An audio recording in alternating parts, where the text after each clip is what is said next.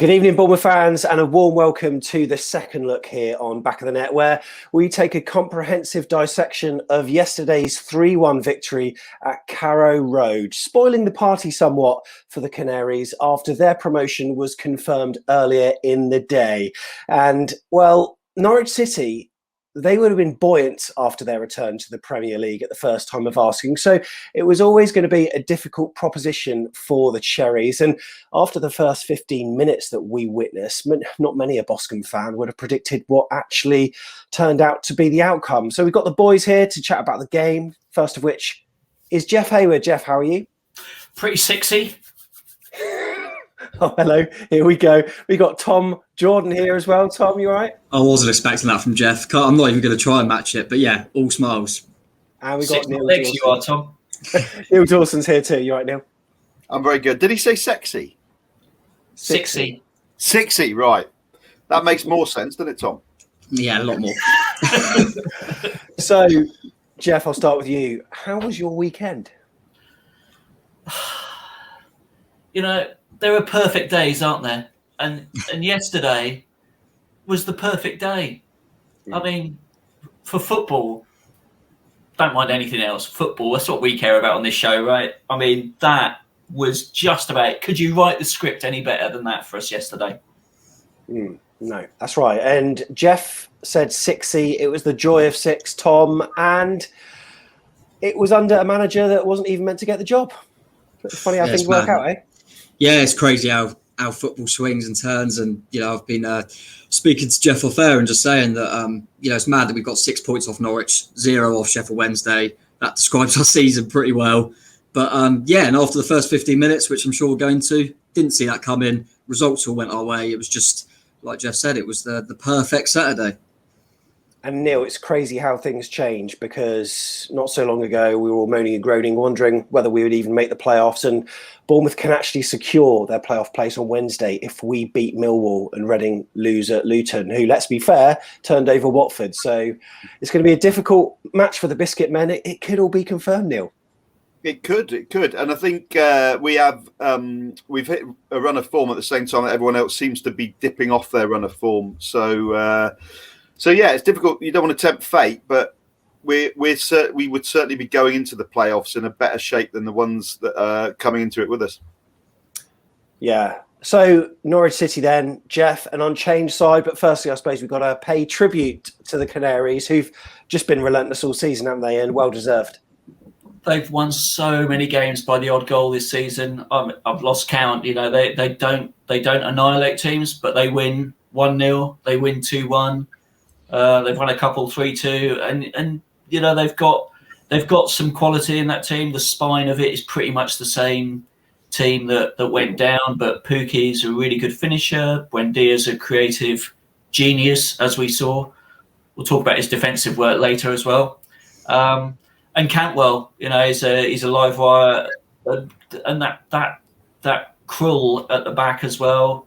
Very experienced keeper. Hanley, good centre half. So, you know, that team is a really good, solid unit. But we've also got a good side, Tom, and we were unchanged against them. And what do you think of the starting lineup? Happy? Yeah, I wasn't surprised. I think we've been kind of changing Pearson and Wilshere a lot, but I didn't expect it to happen in this one, because it's a type of game that I expected Pearson to stay in for, because you expect them to have more of the ball. Obviously, things developed in the game to change that. But, yeah, I didn't really expect any changes. It's always whether Brooksy's, you know, sharp enough to start, you know, maybe Stan. But yeah, I didn't expect any changes. Was more than happy to see that. And it's good to have that continuity at the moment, and we're winning games. So you're not going to want to change too much. So yeah, I was happy. So in recent games, we've managed to start fast, start well, 23 seconds. I think one of the goals was for Danjuma. Neil, probably the worst 15 minutes I've seen in a long time from AFC Bournemouth. It was horrendous to watch, wasn't it? Yeah. And I was thinking, God, where's all the form gone? I mean, some of the passes were shocking. I remember one where Steve Cook came out of defence, looked up and managed to play it straight into the advertisement hoardings about 30, 40 yards away. And every pass, every touch, was just reminiscent of Christmas or just after Christmas.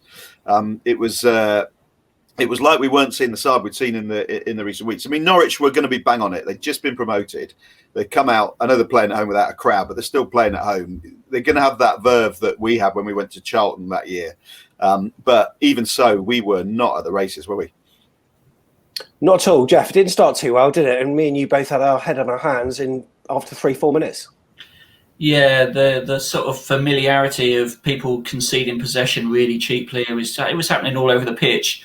And you can't do that against a team like Norwich, who are quick on the counter, created space.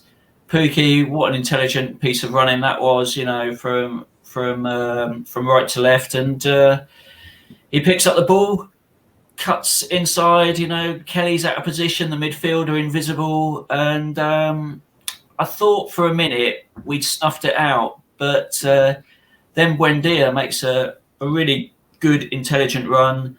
Jeff lets him go, and he gets a great ball from Pookie, chips over Begovic. I mean, it was a brilliant goal. They seemed to be everywhere, didn't they, Tom? They were passing the ball so crisply and quickly, and it was like men against boys. It felt like we were playing Man City or something. They deserve credit because they were playing good football, but we felt like we just weren't competing at all. And like you say, it looked men v boys, and it looked like it might be a painful one for us. With them opening kind of 10-15 minutes. But like Neil said, it didn't surprise me because just getting promoted, I think not many of us remember the game that well, but if you watch the Charlton game back, it was probably our best performance of the season. We were unbelievable, and we had already got promoted that day. So I think people thinking it might be easier for us, I think that was a bit naive. I thought they'd come out the traps well, play a lot of freedom, and they're a good footballing team. But we just weren't. It was almost like we were surprised at how good they were, which was surprising in itself. But yeah, we looked really panicky and a bit off it, but fortunately some things changed. Yeah, that's right. So Billing had an effort that was blocked by Omadeli, and then I think David Brooks and Adam Smith were in and around the action, but yeah, it fell to Billing, fired a goal, and Omadeli got the block. But then there was a challenge that came in on 17 minutes, and credit to the referee, because when I saw this in real time, Neil, I honestly couldn't work out who was to blame. And there were some Norwich players shouting at the ref, Bournemouth players shouting at the ref, and in the end, it was probably the right decision. But talk us through what you saw. Yeah, well, originally we all leapt off the sofa and said thought Pearson was gone because he looked like he'd gone in two-footed. And I think the modern term is whether or not you're in control of your body or how they describe it. He didn't look like he was particularly in control of his body. So I thought, oh, Christ, he could get a red or a yellow there if the referee wants to, become a homer. Then you could sense that maybe that wasn't the case because of the reaction of some of the players, etc. And then, then the Norwich, when the Norwich player got the red card, my initial thought, and probably still my thought, is if that had been on against Lerma or Pearson, I'd have been really disappointed. I think because of the force that Pearson went in with, the guy had to go in himself, and I think his leg just caught Pearson. So would I have wanted Lerma to have got sent off for that? I'm not sure I would. So, but I'm not complaining. So yeah, I think I changed my mind about 2 or 3 times. But to me, it was I think they call it an orange, don't they? Half a yellow, half a red. I wouldn't have wanted Lerma to go. Yeah, is that the type of challenge that the sin bin is perfect for, Neil? Yeah, when eventually it comes in. What did the rest of you think? Don't leave it just to me. Did you think you agree, or do you think it was a red? I thought on replays it was a red just because of the way the laws are written. Yeah. He was over the top. He was showing his studs. It was dangerous. It was reckless, and he was off the ground. Even though 20 or 30 years ago, when I was playing football, that would possibly have got a yellow, but the rules are different nowadays. I think a shout out goes to the referee. Having a Premier League referee refereeing that game made such a difference yesterday because so much of the officiating in the Championship has been pretty average and poor. And I think the referees from the games I've seen largely get very influenced by the players and don't want to make the big calls. Yeah. Mr. Scott, he made a big call, and I think it was the right call. He would have made that in the Premier League. He makes it in the Championship, and he stuck by his decision. Hats off to him. Yeah, I probably agree. Yeah, probably agree with what's been said, Bree. Same as Neil, I didn't know when he come and showed a red card. I thought, is that for Pearson? What's going on? And then, yes, credit to the referee because I didn't see. I kind of thought Pearson made a bad tackle and then was kind of faking injury to try and get away with it when he was on the floor. Seeing it back, I was the same. If it was one of our players, I'd be thinking, oh, that's a bit harsh. He didn't really mean to do that. It's the way that Pearson went in. But when I saw it back, I thought, you're going to go for that this day and age. You just are. And I think if VAR was there, I don't think they would have overturned the red card. I think they would have given it. It always looks worse, doesn't it? But fortunately, Pearson was all right. But yeah, I thought that's always going to be a red. But yeah, massive advantage for us. I still think the lad was probably, I don't think he really meant to do it. It was one of them. But you're always going to get a red for that. So yeah, fair play to the ref. Yeah, Giannoulis got his marching orders then. And on Twitter, social media, there's been a lot of comments on our YouTube videos, Neil, and cheats, tin pot cheats. That's the term that we seem to have from a number of clubs. Was there any cheating with that, or do we just almost make sure our players make the most of fouls like that? It's one of those situations, I think, that if you support a club, you've got a different opinion. Just like Leeds supporters in the 70s, you've got a different opinion of your own club. I think we've got a number of players and have had a number of players over the last 6 or 7 years that know how to make the most of a tackle or a foul. Callum Wilson, Mark Pugh, Ryan Fraser. Adam Smith is probably the master of it. Now we've got Pearson. So, it's part of the game. We love it because we call it shithousery. If you're playing against us, you're not going to like it, but that's the nature of football, isn't it? Yeah. So, Neil, wind back to the 3rd of December 2019. Cherries play Crystal Palace, and they have a man sent off. A lot of Norwich fans are like in the comments are saying, "Well, we were down to 10 men. Of course, you won." It's not always the case, though, is it? No, and I think about us at United, which was superb at Old Trafford when Sermon went. And against Leicester, I think it was Frano went in that game, and we were superb. I thought one thing Eddie did really, really well was set us up to play with 10 men, and I know that the players spoke a lot about the fact that they used to have to do it in training as a scenario. We didn't attack much, but we were incredibly compact and we sat really deep. And I think Norwich got caught between we're already up. We don't have to sit too deep. And I think it all played into our favour, really. But they didn't play with 10 men as well as you'd expect a side that far ahead in the table to do so. We started to play more positively after that, Jeff, and we did get the ball in the back of the net.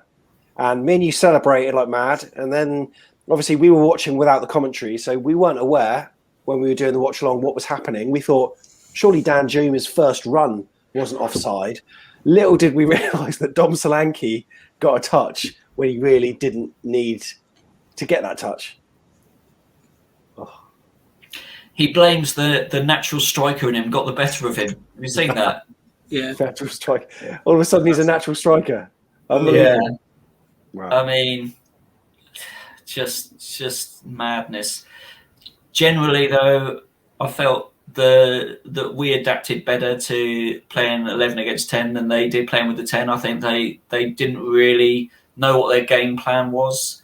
They defended way too deeply, I thought, and conceded possession to us much too cheaply. So they made it easy for us. And actually, for all of Norwich's much vaunted defensive solidness this season, we were able to get down the sides of them and in behind them really easily yesterday. And that was quite staggering. I mean, Lerma's through ball to Danjuma. I mean, it's a good through ball, but it's nothing special. He just runs off the back of Aaron's to get there. We should have been 1-1. We weren't 1-1. I thought that was it. I thought it's going to be one of those days. And I mean, depressed as hell. So, yeah, Solanke had that goal chalked off. And, Danjuma started to work his way into the game. But, Tom, I did feel that throughout the first half, you don't recognise it so much in the second when we were scoring goals. But it just felt like there was a bit of an imbalance with, Danjuma getting on the ball quite a lot. But David Brooks wasn't that effective. And he was coming inside quite a lot. He always likes to play with the banks of midfielders and defenders in front of him. And he's not that type of player that Danjuma is. You're starting to wonder, will he keep his place? Because Junior Stanislas, he is better on the left, but he has got that pace that David Brooks seemingly hasn't anymore. Yeah, he hasn't got that raw pace, like you say. And I think we were just, the form Ardy's on, we were just using that side more. I think Lloyd Kelly was offering a good overlap a lot as well. And it just more of our play seemed to go down that side. I don't think Brooksy wasn't awful, but he just wasn't getting involved like Arnie was. And I think as soon as they went down to 10 as well, we just they couldn't really double up on Arnie like they wanted to because they had the man down. So we used that to our advantage. But yeah, I agree. Weirdly, playing the better teams like a Norwich, probably the best team to play going down to 10, because I think if you play a team near the bottom and they go down to 10, they almost play a similar way. Yeah. Norwich aren't used to it. Virtually every game this season, they're on the front foot. And they've suddenly now got a man less and they've got to sit back. And they just don't suit them. The players they've got on the pitch are all quite flair players. Full-backs like to bomb on. So, I don't think they were really sure what to do. Whereas if you play a team scrapping at the bottom, they just leave one up and just play 2 banks of 4. So, it definitely helped us. And we were just using Arnie to be that magic man like he has been lately. And like I say, because they couldn't double up on him, he was getting a lot of joy. And I don't think it was necessarily Brooks's fault. I just felt we were using that side a little bit more, to be honest. We started to get back into the game a lot more, and Ben Pearson was integral to a lot of that, Jeff. And you got to say that they were at him for a lot of the game. Obviously, they went into the challenge. They were trying to provoke him. But I remember chatting to Jack Goodwin, Preston commentator, who said he has got that temperament, but he's managed to keep a lid on it now for a number of months. And he certainly did, to his credit, and still played his usual style throughout the rest of that half. I thought he had a really good game yesterday. He grew into the game. I mean, the sending off was the start of a Pearson masterclass, really. He took control of the midfield. Lerma is also a hothead, so it's no secret. I think teams are going to look at our midfield players and try and get them booked and try and get them niggly, sent off, whatever. Jeff got booked, and the fairly obvious decision at half-time for Woodgate was to take Lerma off, and actually that suited Pearson for the rest of the game. I mean, he did run the midfield very, very well. He just does the simple things really nicely. Why do you say that was an obvious? Why did you say it was obvious? Because he was booked? Well, it was obvious because I think once Lerma gets booked, the referee psychologically is going to think, I've sent one of theirs off, I'm going to possibly even it up. I mean, they're only human. Even if they don't consciously think they do that, that's what referees are like. They want to be fair to both sides. So I think it was a sensible move to get Lerma off that pitch. And the only question was, who would he bring on? I had Jack Wilshere down as the sub at halftime, and I was wrong. Yeah, so Neil, what happened shape-wise? Because Sam Surridge came on, but I couldn't really work out what happened. And I thought, is this going to mean that Phil Billing is not going to be as advanced? I couldn't really work out what happened on the pitch. Well, no, you're right. We just moved to a 4-4-2. So I think it was his thought process was if they're only going to have one up front, Pookie, we don't need a sitting midfielder as much, so we can have almost back to the classic Bournemouth 4-4-2 with Solanke dropping just behind Surridge. So and then I think Jonathan Woodgate talked afterwards about he still wanted the fullbacks to bomb on. So effectively that meant you got 6 attacking. If they were going to sit back, you've got 6 players attacking. So it probably, I mean, to me, I was the same as Jeff. I thought we needed someone to thread a through ball. So I thought Wilshere would have come on, but for Lerma. But you can't knock it. It made a lot of sense, and boy, did it work. Well, it did. And, Solanke had already scored from close range where we didn't want him to. He had a chance just before half-time where at the near post, Danjuma cut it back. But when you want a man in on goal, Sam Surridge is that man. But, Neil, we all thought it was offside. But thankfully not, eh? Yeah, it looked offside. It happened so quick. It was difficult. I thought one of our players had flicked it on and their keeper had saved it, because you don't tend to see keepers making great saves from their own players very often. So with everything happening so quick, it just looked like one of our players had flicked it on and Surridge was offside. I think the referee, again, part of Jeff said earlier, great refereeing performance.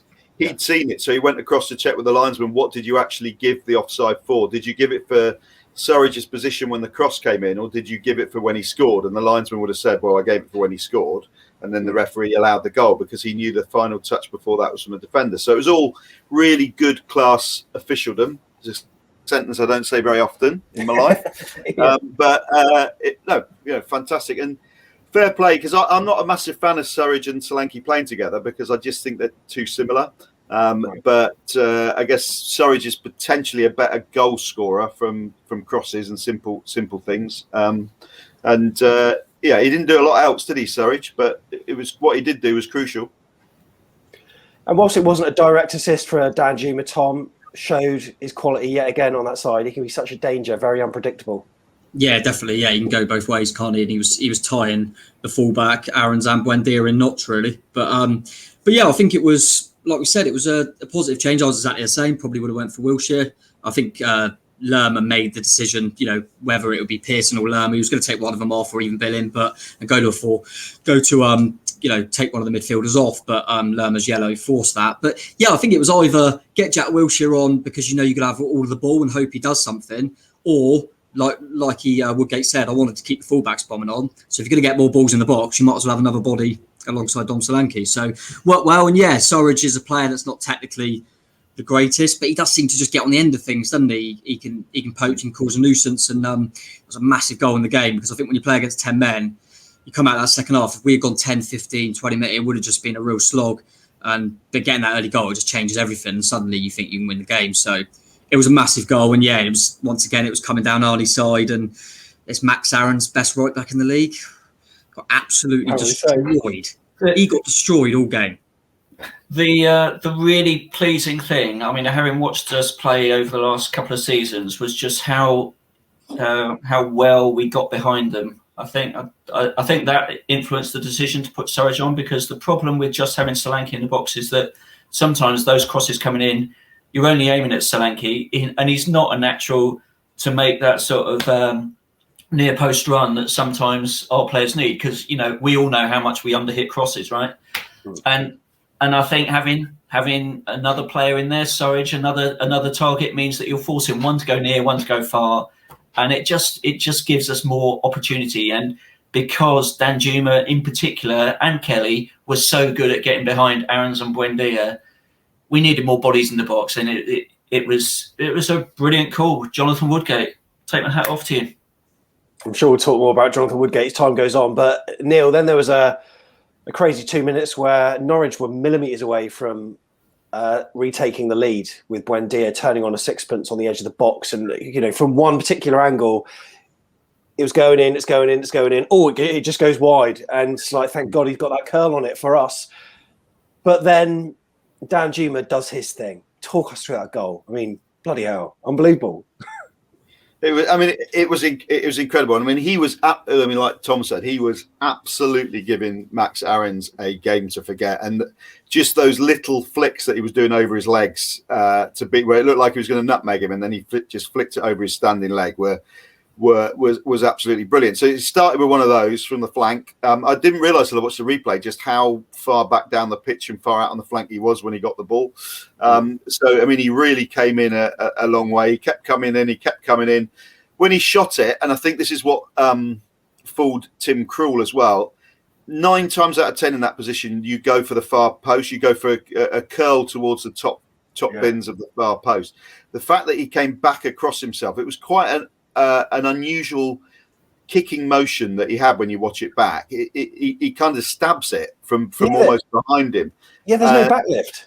There's no backlift. And I think because you look at it and you think, coming from that far, it wasn't like an absolute bullet that perhaps the keeper could have got it. But I think it's because he fooled him with that whole no backlift thing, and Krul would have been heading towards the other post.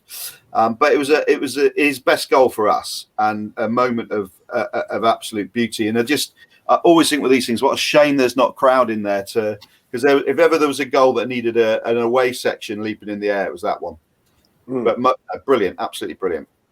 Not that we'll hear about it from him. He'll be really humble about it. He's probably forgotten it already.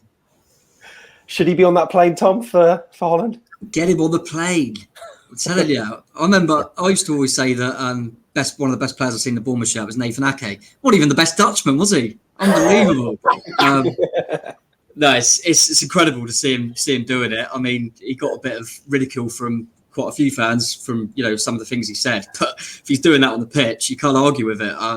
backing it up with numbers. What a goal. It was incredible. And he feels like the only one that would have taken it on. And like you say, it was a really weird hit because I don't know how he bent it round like that. It was incredible. And he was on it all game. He's been on it all game for a long period of time now. And but yeah, I love him. And I saw his interview after the game as well. Just said straight away when they were talking about Lloyd Kelly, he said, well, yeah, Lloyd gets down there quite well because they always double up on me. I just love him. I love his confidence. I think when it's going well, it looks really good, doesn't it? Because you think, you want him to be selfish. I want him to be confident. I like that. But he's backing it up at the moment. And they just couldn't cope with him. And we needed that bit of magic at that time. So it was always going to come from Arnie. Yeah, it was. And there was a tweet that he wrote on the 16th of January. And he said the loss is a tough pill to swallow today, especially when I'm not there in person to contribute to the team. He said, we win together, we lose together. Take this as a promise. I'm on it and I'll do everything that's in my power for the team, the fans, the club. When I'm back, just watch. I'm surprised he didn't deliver that from a lectern. But you know what? Fair play. Jeff, he is delivering and his numbers are now starting to back up all of the things he's saying, whereas previously they weren't quite. He was putting in some abject performances, but now mentally he seems to be on it, and he's also smiling as well. And that combination with Kelly is really looking good. I think we've struggled to find out who is our best left back this season, and Lloyd Kelly is now the man in possession. Doesn't look like anybody's going to take that shirt off him, and I think that's really helped Arnie. Kelly's got confidence, he's overlapping, he's shooting, he's scoring as well, and it's all those combinations that we've talked about this season. Have we got those combinations, or are we playing too much as individuals? Yesterday we destroyed them down that left flank, and that's because Kelly and Arnie together are unstoppable when they're in that mood, and it was brilliant to watch. He's level on goals now with Solanke, so joint top scorer. Right, yeah. Wow. If he gets 6 more, he'll be top scorer with 20 goals this season, which would be astonishing for a man playing the position he plays. He got an injury as well, didn't he? He missed, like we just saw with the tweet, he did miss a period as well. But I think it's a good point. I think that Lloyd Kelly deserves massive credit, and it's building them partnerships. And we've said it a few times, so I won't go over it too much, but with kind of over rotation that we said we've done quite a lot under JT, and it'd be easy for Woodgate when we've got such good, the backup fullbacks are not that much worse, or if they are worse than the two in front of them. But it would be easy for him to go, I'll just bring Stacey in for this one, I'll just bring Rico in for this one and just rotate them. But he's not. And I mean, a lot of people would say Stacey to Smith is nothing in terms of an upgrade or a downgrade, but you've got to keep that continuity sometimes and keep them relationships on the flanks. And I think that's really helped us, and Woodgate does deserve a lot of credit for that. So the change was made, which was Stanislas for Brooks. And then, we spoke about Lloyd Kelly, Neil. And Lloyd Kelly scored his first goal for us. I'm getting to describe all the goals today. I love it. Yeah. So, but once again, it was Arnie. I can remember them. Sometimes you ask me and I'm thinking, what was that one then? Well, it started off with Arnie on the left flank, didn't it? And then he sort of did his thing where he sort of waited to go. And that's what someone said is a bit like Jordan Ibe, in that he just stands and then he'll either go or he'll cut back in. But he's better than that, obviously. But this time he laid it back to Lloyd Kelly, and when it came back to him, I wasn't expecting the shot. No. So he did exactly that thing. It was me that compared him to Jordan Ibe, but only for one thing and one thing only. It was just that ability to stand still and then go, which tricks fullbacks. And he did it absolutely superbly. Cut a little bit into the box, laid it back to Kelly. I think we were all expecting a swinging far post cross for Surridge. And he hit. It was a strange, daisy cutting type shot. I mean, I remember when he hit it, thinking, well, there's no way that's going in. Don't know if Tim Krul might be a little bit disappointed. I would have expected Begovic to have got it had it been against us. But that said, it was perfectly placed, and there was a defender. He used a defender to sort of shoot it past the keeper, block his vision. Great way to get off, and that was what we needed. We always need a 2-goal cushion with this side, don't we? And I think everyone just relaxes. Otherwise, it would have been a hell of a last 5-10 minutes, and who knows, they might have nicked one.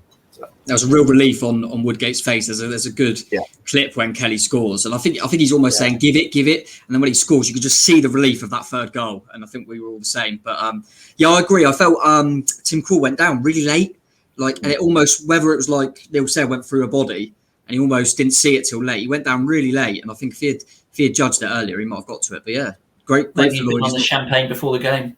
Yeah, maybe. But yeah, great for Lloyd because he's doing it with performances. So nice that he can get a goal from it. Special shout out to the linesman who continued his horror show in that second half, because I think Arnie was offside when that ball gets played through to him. Oh yeah, he was. Yeah. Bring that up, Jeff. Well, I know Norwich fans were sort of jumping up and down saying that we were playing with 14 men against 10, but Arnie was that good. You're right. Yeah. That VAR would have chalked that one off, that's for sure, because it was Surrey's played the world's worst through ball to a central position ever, but it was he was clearly offside. VAR would have chalked it off had it been in the league above.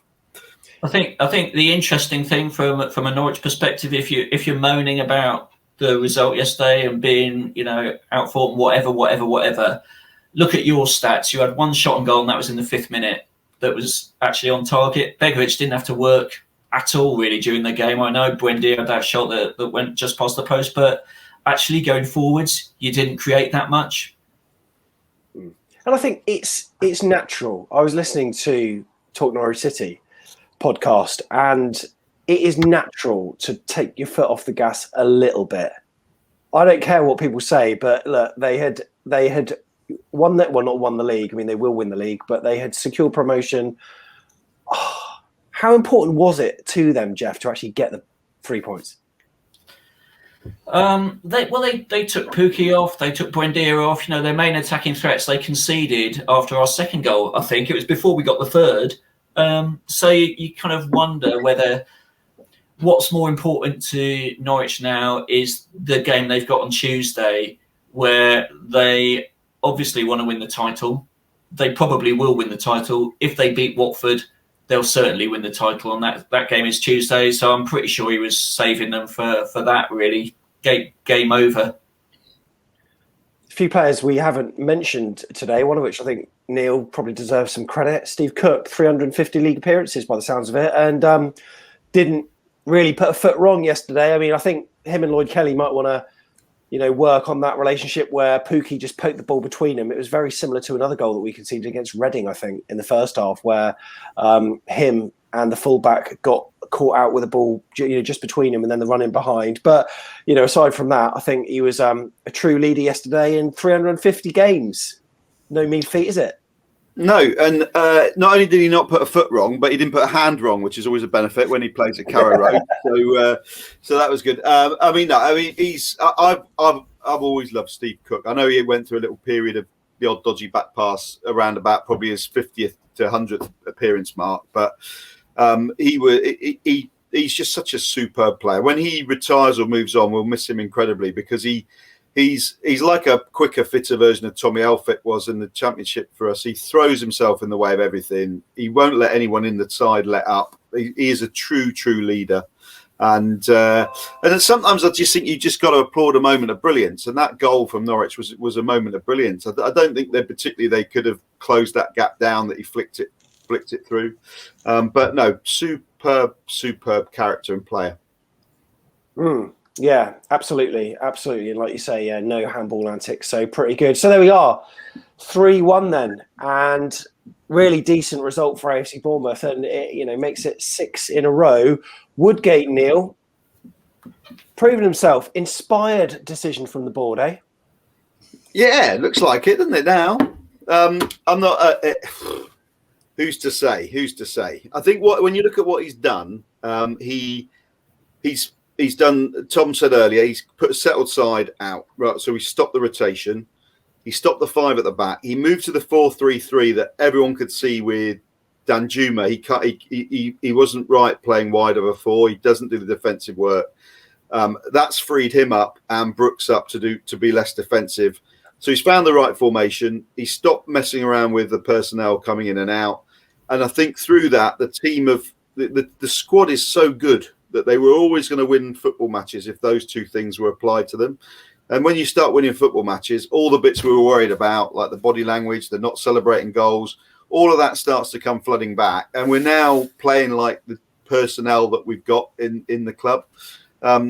Little bit, possibly, obviously, a little bit too late for automatic promotion, or there might be might be an outside shot when you look at Watford's fixtures, but I'm sure we'll talk about that later. So I just hope that it comes off for him in the playoffs, because the problem with the playoffs, we could have a moment like Norwich had, yesterday, where a player gets sent off and it changes the course of the game. It's up in the lap of gods. But no, he's done a superb job. And Tom, I think Alex Deutsch tweeted that had we signed any other manager and they had led AFC Bournemouth to 6 wins on the bounce, we would call it a roaring success. Do you think, had we not had that half-assed statement from the board to Cherries Trust about the way that he was appointed, it would maybe just look a little bit more of an inspired appointment? Maybe. It's a difficult one, isn't it? They'll, if we end up getting promoted, they'll say, we knew he was the right man, and you can't say anything about it. But I think it's still, still all the things I said, I think still stand firm that I think it was probably just a bit of a lazy appointment. They didn't really do the recruitment process brilliantly, but they fell on their feet. And he's obviously a good guy. We spoke before about kind of dressing rooms he's been in. He was a top player.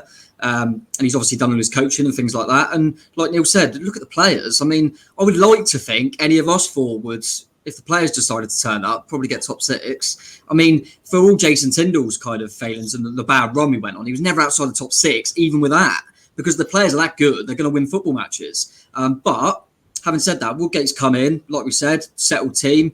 He's clearly got them smiling and confident again and things like that. So he deserves enormous credit for that. And he's quite likeable and everything's going really nicely. But at the end of the day, he's still got to try and get us promoted. That's the aim. And I almost think we spoke about it a little bit before, but because he wasn't given that long contract, he's just thinking of the here and now. It's just game to game. Yeah. And we're just going through it like that and playing like mini cup finals or whatever. But 6 in a row, can't be sniffed at. It's in this league as well. I don't think, I don't know. I mean, you get any sort of consistency in the Championship, you're laughing because we've seen that over the weekend, haven't we? Only team in the top 9, I think, to win. It's just ridiculous. That's just the Championship. And, every time you look at fixture runs and that, I try not to take too much of it on board because anything can happen. I mean, Swansea against Wickham, we go, well, that's that done. That's a Swansea win. And we were going, well, we ain't going to beat Norwich, and it doesn't really, it doesn't ring true. We said, 0 points off Sheffield Wednesday, 6 off Norwich. So it's that sort of league. So, you get 6 wins in a row. Deserves massive credit for that. So fair play to him. I think one thing about Woodgate, he connects really well with the fans, even though we're not in the stadium, but we all feel when you watch his interviews, he's talking like to us, he's really good at that. And any AFC Bournemouth manager that ends his media interviews with "up the cherries," I mean, media genius, that guy. Can I just say as well, he's funny when he celebrates goals. He's more like a fan because there's always a couple of expletives come out of his mouth when he celebrates a goal. You think Eddie, obviously we love him to bits, but he if it was a massive match, he'd let himself go a bit. But normally he'd just pick a notebook up and make a note about something that happened 5 minutes before. Yeah. Whereas Jonathan Woodgate's like he's just piled out the pub and he's enjoying a goal. It's great. Okay, in hindsight, then. Neil, it's easy to say, but should JT have been sacked earlier? Well, he should never have been given the job. If you want to go with total hindsight, he should have been sacked earlier for one reason and one reason only. Whoever was coming in should have been given the transfer window. So the other thing, if you wanted to really praise Jonathan Woodgate, is he's had to come in and pick up a demoralised bunch of players, none of which he signed. He hasn't had a chance to. Most managers coming into that situation would think, I just need a left back to kick this group on, or I'm going to go get a ball winning midfielder, something like that. He hasn't had a chance to do any of that. He's had to go with all of JT's personnel. So if the board knew they were going to make a change, they should have made it in the start of January. Yeah, I think if you work back, you go, shouldn't have really given him the job. Once you gave Tyndall the job, you couldn't sack him early on because we were the only unbeaten side in England. So, we were doing all right. Then went on a bad run. And then, like Neil said, you either pull the trigger just before the window or you might as well stick with him for the rest. That's how it felt. But yeah, I don't think it's easy in hindsight and stuff like that, isn't it? But I think what what he still deserves credit for is the two players at the moment that I think have really helped are Ben Pearson and Carter Vickers. And they were two players, like I say. That's if the last thing, I know technically it was Shane Long, but if one of the last things Tyndall did was get Ben Pearson, then I'm happy. It's not a bad way to leave. Do you know what I mean? Because he has been great, and it's weird because he's a proper Woodgate player as well. So's Carter Vickers, so that's worked really well. But I don't know. It is a difficult one. But to be fair, that was when Tyndall went. It was when we had that first real bad run, wasn't it? So I suppose it wasn't really going to happen much earlier. But we're all happy now anyway. All happy at the moment. I mean, there's a lot of guff talked about strategies and plans and everything else. We've reacted to events. We've got to the position we're in. We're in a really good place. Everything's come together more by luck than by design. And let's enjoy it while we can. So speaking of positions then, where can we finish, Jeff? We're currently sat in 5th position. I think Tom said we're the only team inside the top 9 that actually won this weekend. We are on the same points as Brentford in 4th, who've played a game fewer than us, but we're 2 points behind Swansea in 3rd. We're 8 points behind Watford. Talk to me, Jeff. Where are we going to finish? Well, this is the time for mathematically possible and all those dreadful cliches. Actually, what you find in these final few games is that teams will drop points. So we're on a run of 6 wins. Our club record was 8 wins back in 2012-13. Anyone remember Carlisle? That was the 8th win in a row. Right. And look what happened then when we did that. So if we win 3 more games in a row, we've broken the club record, which would be some achievement. It's going to be a tough call. But if we win all 4, that puts real pressure on those teams above us. I can't see Swansea doing a whole lot more. That result they got against Wickham, I think they might win 1 more, maybe 1 or 2 more. But I don't see them getting a clean sheet like us. Brentford obviously will lose to us, so they're gonna struggle. And then Watford is the really interesting one because they play Norwich away. If they lose that game on Tuesday night, and all the teams above us will play Tuesday night before our Wednesday fixture, which again I think is another advantage for us. We can see how they do. Any of those 3 teams that drop points, I think, give us a real momentum going into that Millwall game. If we beat Millwall, let's see where we are, because Watford are not out of reach with Swansea and Brentford still to play. Yeah, so let's talk about our team personnel going forward then. And Neil, we've suggested that it could be Jack Wilshere at home, Ben Pearson away, but you're starting to think Ben Pearson can't be dropped. Not anymore. I think clearly that was the case because we saw it. I would be amazed now if he brought Wilshere back in for Pearson in any game. I think his fear was that maybe we were just too set up defensively with Lerma and Pearson together. But I think the team have proved that they can score goals with those two in the side. Pearson set up a goal with that pirouette when he came on recently as well. So I would be amazed if this side doesn't, barring injury, if this side doesn't see out the season and playoffs. And what about David Brooks? I just thought he's always got that spark every so often. He does something, for instance, that move that I think it was Huddersfield away where he was integral to the move. But other than that, he didn't sort of do too much. He'll always have a moment, but not Danjuma moments. No, it is a weird one, and I think we still got to put into context that he's had a lot of injuries and and things like that. But yeah, it's a weird one because quite a lot of the time, him and Junior are both players that have got quality, and sometimes they go missing in games and then they pop up with a bit of magic or whatever, and nice sort of moves. They're great players. Junior seems to back it up a bit better with numbers, in my opinion, which is why I think he would come on more. That could be a position that maybe rotates a little bit. I think it's hard to say going forward because listen, we could win the next game or whatever, and then because of results going elsewhere, we can only get playoffs. We can't get automatic, and that's just done. And we've got kind of, even though we could get third, fourth, fifth, or sixth, the last few games might be kind of a bit irrelevant. And then that's where you might see, well, which players are struggling a little bit more fatigued because he knows we got playoffs. So that's where we might have a few changes, I feel. because if we go into them last 2 games and we can only finish 3rd to 6th, he might just play around a little bit just because you don't want any injuries. You saw that yesterday. As soon as the win was in the bag, Arnie was off, for example.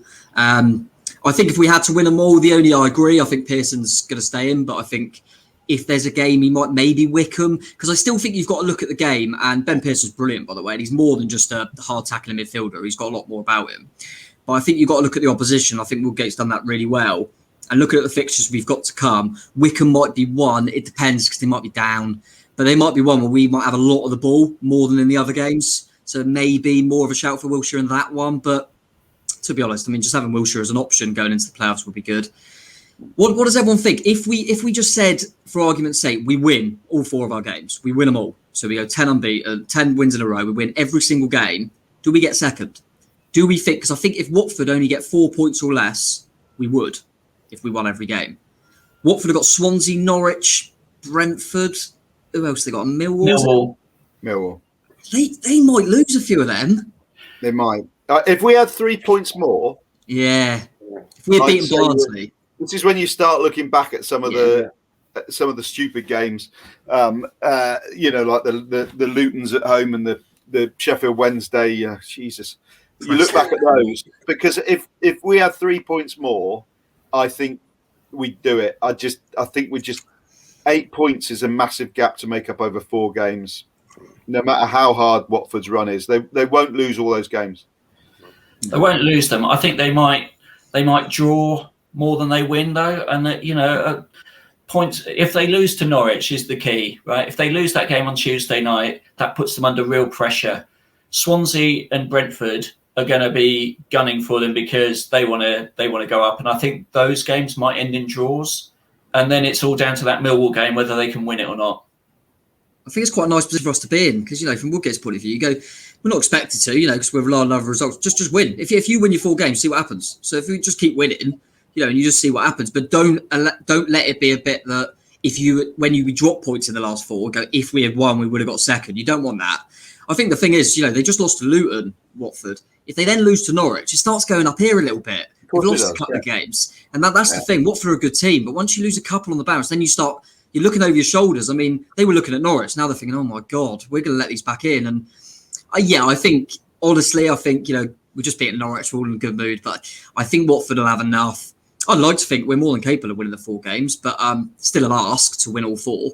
But I think Watford will probably have too much. But listen, right now, I couldn't care less who we got in the playoffs. If you stopped it now and said they're the teams in the playoffs, the bookies will make us massive favourites.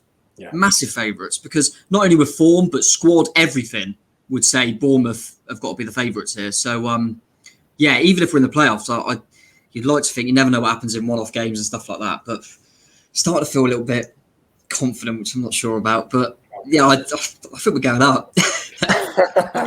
just about David Brooks, I think he needs a shot of self-belief and confidence from somewhere. Maybe Arnie could give him a 1-to-1 session on how to believe in yourself, because that goal that Arnie scores yesterday, how many times have we seen Brooks this season cut inside and hit the ball, scuff it or balloon it over? And if he does that all the time but has not hit the target for, well, I can't remember the last time he scored one of those. If he just gets one of those, he's capable of doing exactly what Arnie did yesterday. He just needs to believe in himself a bit more that he can do that still.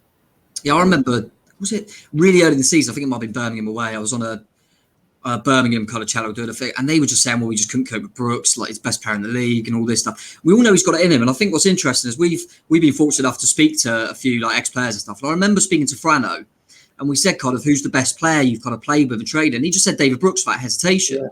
And it kind of surprised me a little bit. But all these, ex-players that say, oh, he's technically the best by a mile. And you think, I don't, and that to me is massive. And I think, well, Frano's trained with him, he's played with him. The managers know it, people talk about 50 million. Everyone knows how good he is. I personally haven't seen it. I've seen little bits now and again. And I think, but I remember when he come back after, behind closed doors when we were trying to stay up, and he was bigged up as the saviour. And then going into this season, it was bigged up as he's the best player in the league. And to me, I just think he's a bloody good player. But we're talking about now, if you had to make one change to the next game, I think it would be Brooks. And that shouldn't be the case if he's that good. So I see a talented player, but to me, I don't see this unbelievable player. I don't see this £50 million player personally. I would snap your hand off for it. I'd love him to prove me wrong, but to me, he would. Does he get in the starting lineup? I mean, he shouldn't be. We shouldn't be questioning that. No. I think what saves him is that when you talk about numbers for Stanislas, they are better, but they're not better when Stanislas plays on the right. I think if you did a look at Stanislas's numbers on the right, he's not a player that plays on the wing on his correct foot. And I think that's what's saving David Brooks at the moment, that there isn't a right winger that we see as a better option coming in. And maybe with some of the players we've had before at the club that played on the right, he possibly wouldn't get in the side in that position. So if Matt Ritchie was here, for example, I don't think had Matt Ritchie come in the Christmas window, I don't think he'd be playing. Do you think the formation in the second half? I mean, I've got to say that Lerma, Tom, we've chatted about it before, and we've said sometimes he's not. He don't play football with the bells and whistles, but when he's missing, you do tend to realise it. I didn't find that yesterday though, because in that second half, like never knew he was out. Well, soon as it, to me, like I said earlier with the yellow card, that forced his hand. But soon as you're playing against a team and they've gone down to 10 men, there's no point of having Jefferson Lerma then because of the role he's asked to do. There's no real point because he's our best player off the ball. I mean, he is a good footballer, but he's our best player off the ball. Well, you'd like to think going in against 10 men, we should have all the ball. And you don't need Pearson and Lerma there. You don't. And I still think the yellow probably tipped it. I think if Pearson was on a booking and Lerma wasn't, it might have been Pearson. But fair play to Woodgate for that. It was just like we said, whether he was going to get Wilshere on. But even if he didn't have Surridge available, you still would have put Wilshere over Lerma because you're going to have more of the ball then. It definitely opposition dependent. And because I think we like you said, we mentioned like the Southampton game where we couldn't have him, so noticeable because Southampton are a blooming good team who had more of the ball. It was the right call. You know how much I love Lerma. He would have been the one I was taking off at half time, definitely. And in terms of the bite gate, we did.